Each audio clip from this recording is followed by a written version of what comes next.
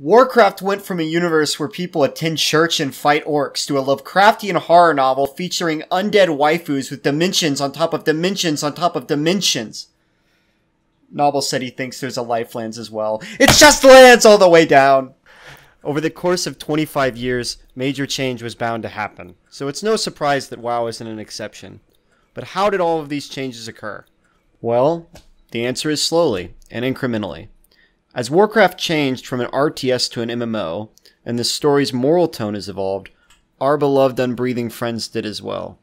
Beyond that, Blizzard hardly invented the concept of Undeath and clearly borrowed from earlier stories, especially with regard to the philosophical questions that the player is confronted with. To the end of understanding these themes and changes, we're going to go through the history of the Undead in the world of Azeroth, beginning with key historical information from our world and ending with the expansion that will hopefully raise World of Warcraft from the dead in Shadowlands. Part 1, Section 1. The Concept of Undeath. The idea of some half-living monster that lurks in the dark is an incredibly old one, but for the most part, pre-medieval varieties are so radically divergent from modern imagination that it would take far too long to attempt to sketch out how they evolved. Rather, I'd like to broach our history of Undeath with a philosophical concept that I think is at the core of what Blizzard has used Undeath to approach: the Ship of Theseus. The Ship of Theseus is a philosophical quandary first raised by Heraclitus in the 5th century, and deals with the question of self-identity and consciousness. The question is as follows. Over the course of history, Theseus' ship has been gradually repaired such that not a single original piece remains. Is it the same ship? If so, what's the relationship between it and the gradual changes? If not, at what point did it cease to become the original ship, and what is it now? I won't sit on this question for too long, but I do think it's particularly and clearly relevant to how Blizzard has handled the Forsaken. Section 1, Part 2. The Monstrous but Sane. It is in the medieval period that the concept of the risen dead really starts to crystallize in European folklore. Although the details vary by region, it seems that many characteristics of the vampire are shared. The subject actually managed to go beyond folklore as well and affect worldly affairs. In Croatia, 1672, it was reported that Jur Grando had returned from the dead and proceeded to attack his widow and others in order to drink their blood. Furthermore, it seems that according to local reports, the original method of staking his heart failed to work, and they were forced to cut off his head. The concerns prompted by vampires went far above the village level. King James published in his Daemonology that vampires were the result of the demonic possession of corpses in 1597. A position echoed by the 16th century rabbi David bin Solomon ibn Abi Zimra. This seems to have been the prevailing opinion until a papal bulletin in 1749, with a name I can't pronounce, declared the existence of vampires to be heretical and unscientific. A position that was followed up when Empress Teresa of Austria banned public investigations into this subject. Overall, something that strikes me as extremely interesting when comparing these earlier vampires to later versions, such as Bram Stoker's Dracula, is that they are simply possessed corpses. Although certainly terrifying, this doesn't possess the same philosophical spark that later renditions did.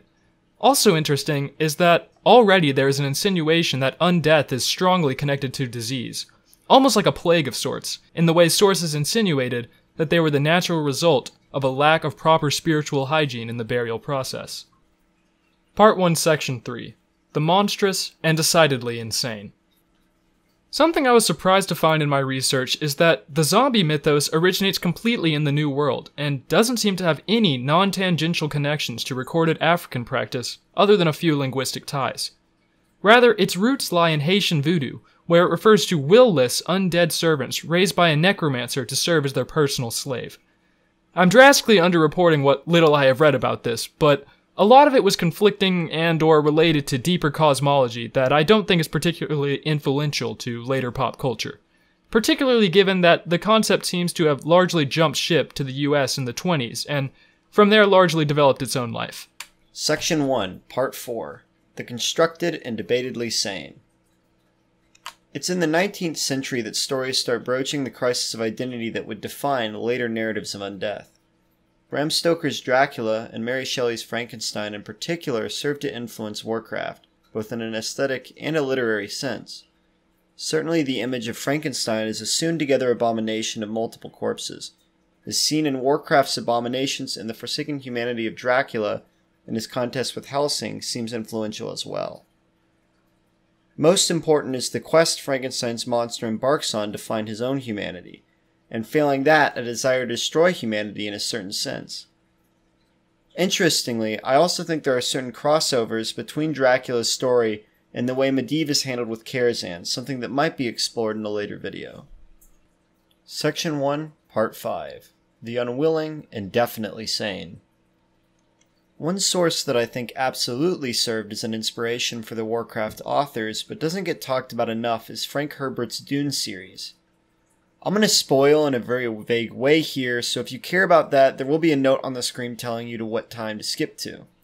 I think the way Herbert handles Golas in particular is incredibly reminiscent of the Lich King's goals in raising Death Knights.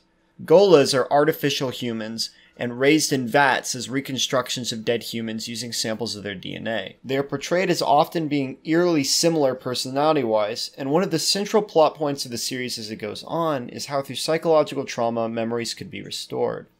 What's incredibly interesting is that because this conditioning tended to happen later in life, the questions asked by the Ship of Theseus are brought to the forefront. In one book, one faction in the universe revives almost all of the main characters from earlier in the series using this method and raises them together in an attempt to utilize their strengths to their own ends and take over the galaxy. These revived characters have a whole host of responses to this resurrection, with reactions ranging from gratitude to revulsion to attempting to betray this organization all the ways to suicide. One aesthetic characteristic that seems to have carried over is characterization of the necromancer as a type of crazed alchemist, although the Tleilaxu are not necessarily an original idea in Dune. All in all, there are a number of similarities between the goal of Dune and Warcraft's Undead, even if Dune's Undead aren't raised from the dead in the conventional sense.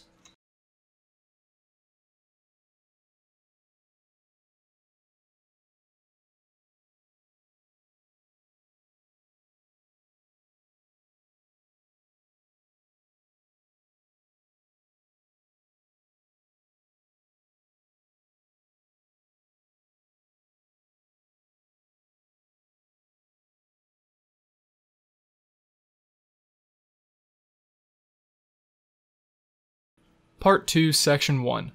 Warcraft 1.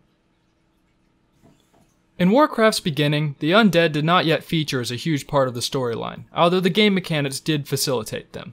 When units died in Warcraft 1, they left behind a corpse that would slowly decay.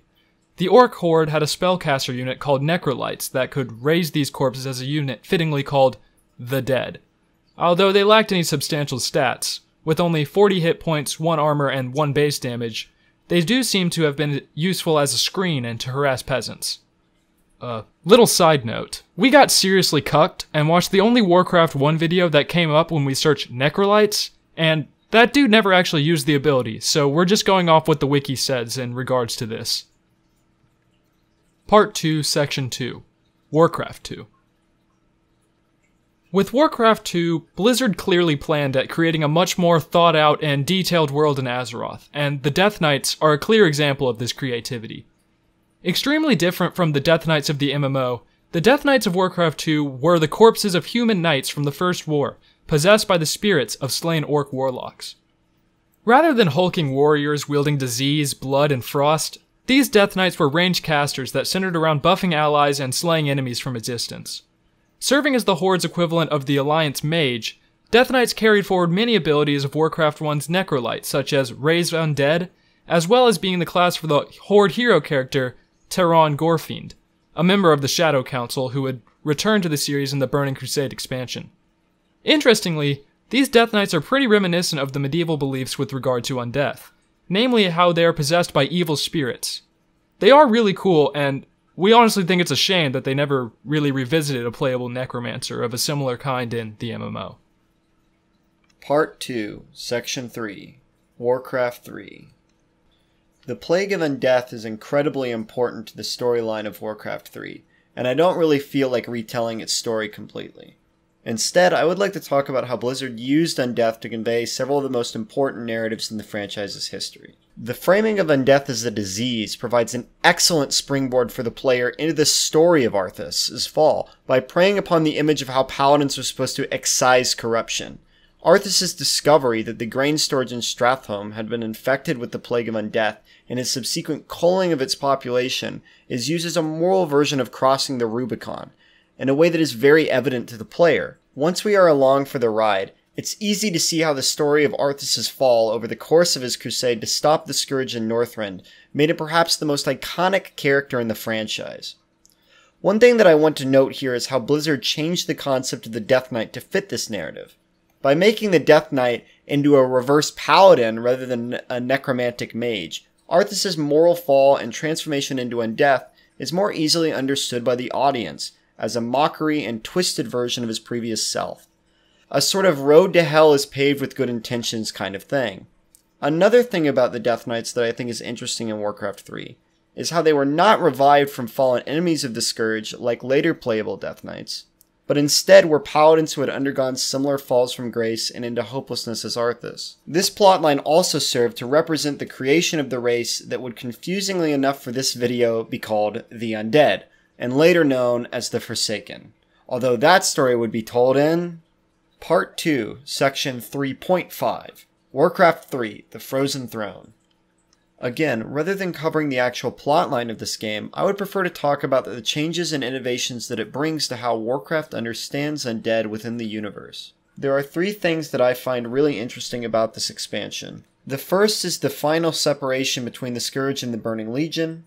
The second is the creation of the Forsaken, and the third is the introduction of Sylvanas Windrunner.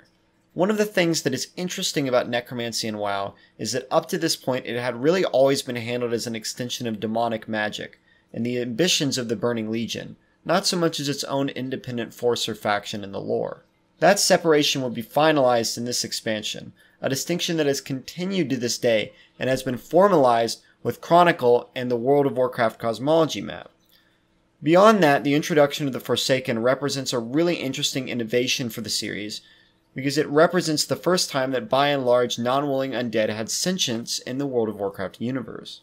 Something that from here on out would seem to be the norm in characters that we're meant to be sympathetic to, and introduces a whole lot of philosophical questions into the storyline. Also intriguing as a setup to the future MMO is that these free-willed undead were not just hero tier, for a lack of a better word, like liches and death knights. Rather, the Forsaken's population was overwhelmingly the former farmers and ordinary peasants of Lordaeron, something that to me is important in setting up a faction as a civilization rather than just a sect or a group. I decided to include Sylvanas as a separate category here, largely because she has, over the course of the franchise, taken on a life of her own that goes far beyond her role as a faction leader. Furthermore, I think the sort of love-hate relationship she develops with her people seems to me very iconic of the attitude World of Warcraft has with Undeath in general, with her relationship to the Forsaken being a sort of mocking facsimile of the love she had for her own people in Quel'Danas. I'll obviously be talking about Sylvanas more when I go over World of Warcraft and its expansions, but I did want to mention that she more or less continues as the same character, just more and more developed from Warcraft 3 through to the end of Wrath of the Lich King.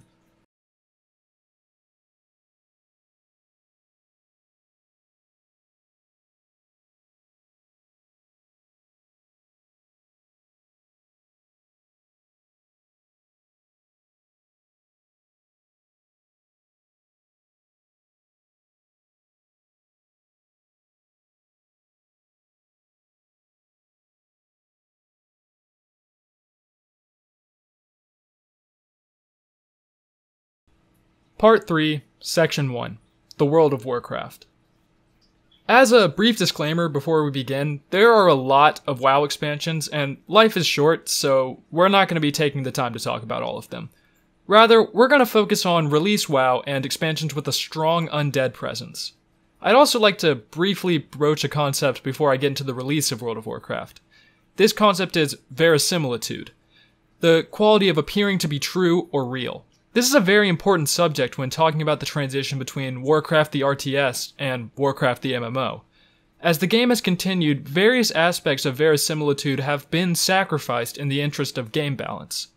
This is a trend that has continued throughout the life of World of Warcraft, but it certainly began at the start, when the undead playable race was redefined as humanoid for mechanical purposes.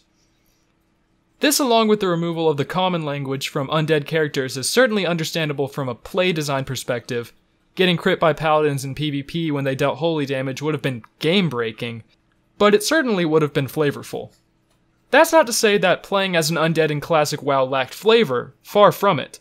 Underwater breathing was pretty handy, Will of the Forsaken was frankly overpowered, and Cannibalize was a really cool racial that actually made leveling a lot more convenient for some classes.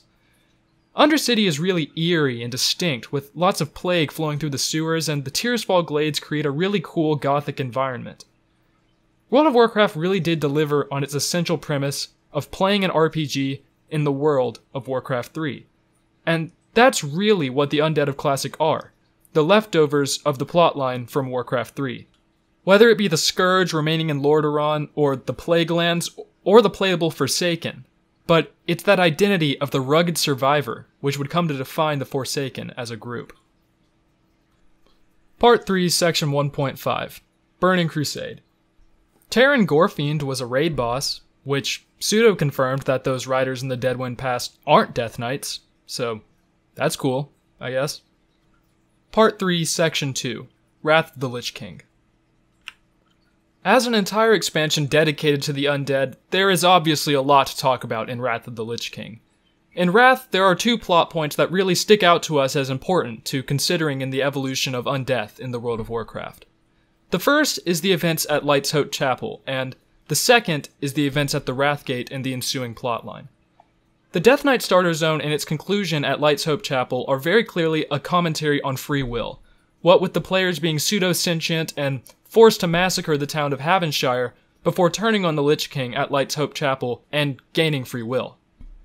This plotline concludes with the player returning to their living faction capital, where they are harassed by locals before being allowed to rejoin. This idea of the monster stranded amongst a hostile society is continued later with the events at the Wrathgate. The storyline of the Forsaken and their confusion vis-a-vis what their relationship to the living should be continues in the form of a Forsaken civil war which drags the other factions into it. Grand Apothecary Putris joins forces with Very Mothras in the development of a new plague of undeath, which he deploys against both the forces of the living and the Scourge. Interestingly, through his siding with Very Mothras, that Putris and the Apothecary Society decided that the Burning Legion's crusade was more advantageous to the Forsaken than the current order on Azeroth. A sentiment that was largely created by a feeling of fundamental distinction between the undead and the living, regardless of their free will. This coup ended in a failure, with Sylvanas restored to power and the Forsaken being held in suspicion by pretty much everyone else. Part 3, Section 3, The Cataclysm. With Cataclysm's revamp to all of the starting areas in the game came radical changes to the way the Forsaken understood themselves. Absent the Lich King as a natural target for their hatred, their society was forced to address two central problems to long-term survival. First, nobody fucking likes them, especially after the battle for Undercity. And second, that their society seemed doomed to inevitable collapse through an inability to procreate. To address this issue, Sylvanas enlists the assistance of the Valkyr, former servants of the Lich King, in order to resurrect slain Alliance soldiers as members of the Forsaken. What makes this really interesting is that in the Silverpine Forest quest chain, it is made clear that this decision has driven a wedge between Sylvanas and Garrosh, because the rest of the world's perspective that Undeath is an unholy abomination is kind of at clear odds with the Forsaken's desire to continue into the future. Part 3, Section 4, Mist of Pandaria. Panda. Part 3, Section 5, Legion. In Legion, three big things happen to the undead. 1. Sylvanas' mommy. 2.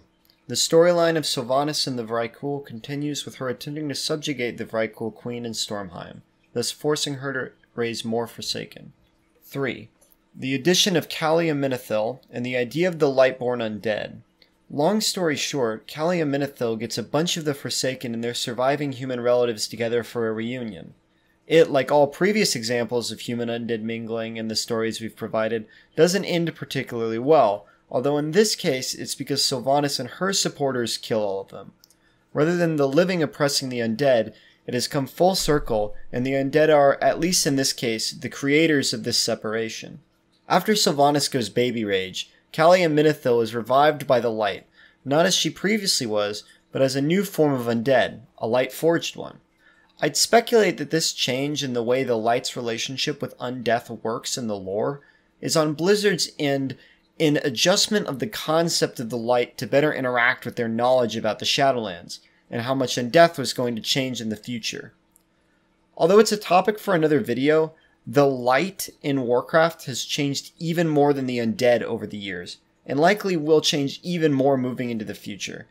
That said, it is an interesting tonal shift from the light being opposed to Undeath on a fundamental level, and is kind of a reflection to how ubiquitous Undead have become in the setting.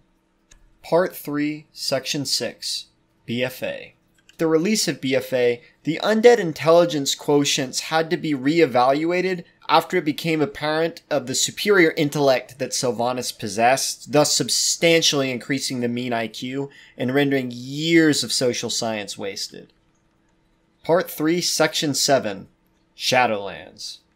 Now, with Shadowlands, the writers were really dedicated to the whole idea of having to pass from life into death, so to get here, they told the devs they needed to try and kill the game in the previous expansion. I'm honestly not even going to pretend to talk about the Shadowlands, because we know so little about the details of the Covenants, and yes, we can speculate all about this in Chronicle and the cosmology chart, but I think it'd be useless given that Blizz will probably pull like some plot twist that changes all of it. Over the course of Warcraft's life, a lot of interesting things have happened with Undeath and the questions that are brokered by it. I'm pretty excited by what could be waiting for WoW in the future, but admit that I'm worried that we're walking into a lore for Warcraft where mundane stuff becomes super meaningless. Who knows? Thanks so much for watching. Please let us know any thoughts you have in the comments below. If you'd like to see more videos from us, please like and subscribe.